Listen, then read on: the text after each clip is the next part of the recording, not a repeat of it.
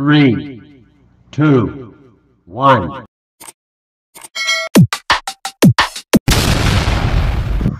Hello po sa inyong lahat. So for today's video guys, gagawa po tayo ng kani salad. So ito yung mga ingredients natin gagamitin. So meron po akong crab meat. Ayan, hinimay-himay ko po siya ng maninipis.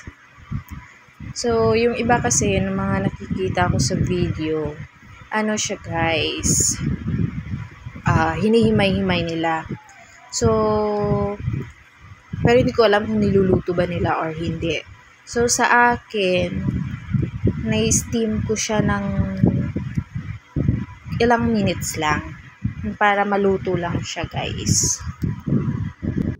So, after natin mahimay yung crab meat, isi-set aside lang po muna natin siya.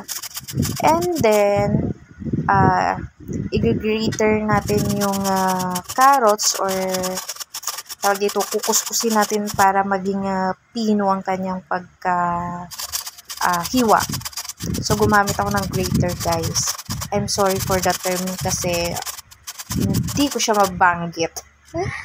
Nasa dulo na ng dila ko pero hindi ko talaga siya maalala. Set aside lang po muna natin, guys. And then, isusunod natin yung cucumber. So, hinati ko lang siya into half.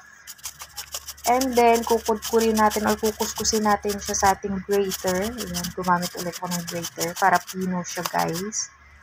Pwede nyo naman siyang slice ng kutsilyo ng mano-mano kung gusto nyo. Pero, hindi siya ganun kaganda tingnan.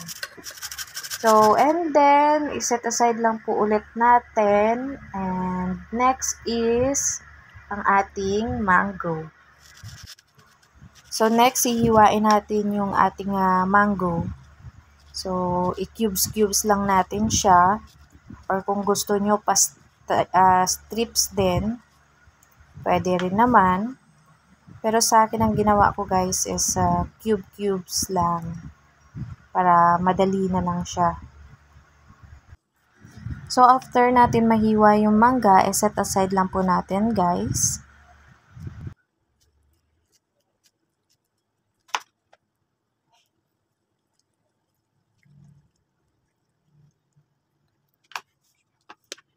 Next, meron tayong corn, yung ating whole kernel corn. So, any brand, guys, pwede naman.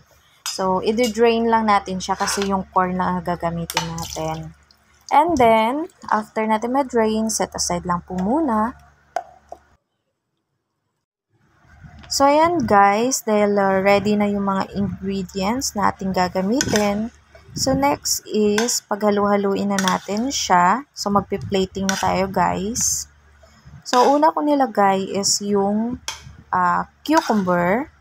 So, kayo na bahala sa plating na gusto nyo. So, yung iba guys, ang ginagawa nila is sinasapinan nila ng lettuce. So, sa akin, yung simple lang. So, yan, nilagay ko sa gilid yung cucumber. So, mas marami yung cucumber, guys. It's my favorite.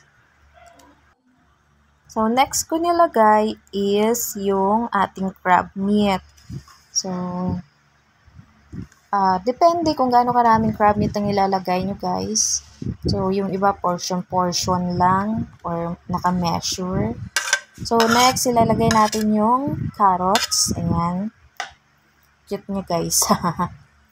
So, kayo na rin bahala mag-adjust kung gaano karaming carrots ang gagamitin nyo. So, sa akin, portion na siya para magpantay. And next, pinatong ko yung corn. I love corn.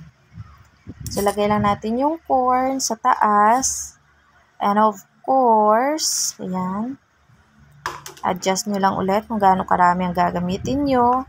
And next, ilalagay natin yung mangga. So, ayan. Inubos ko na yung isang pirasong mangga. Masarap kasi siya guys pag maraming mangga. And, saka natin ilagay yung mayonnaise. So, yung mayonnaise naman guys, adjust nyo lang din.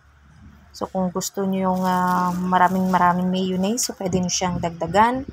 Or kung gusto nyo yung sakto lang, pwede nyo bawasan.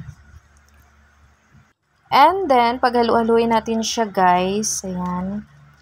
So, para kumapit yung mayonnaise. Tsaka para mag-well combine lahat ng ingredients natin. So, yung mayonnaise ko, in-adjust ko muna. So, pwede ko siyang dagdagan pag kulang. Kasi kung bibiglain nyo yung mayonnaise, guys, baka sobrang dami naman. Tapos, syempre, guys, pag nahalo nyo, hindi nyo na pwede bawasan. So, just maglalagay lang muna tayo ng pakonti-konti. So, dadagdagan na lang natin if kulang.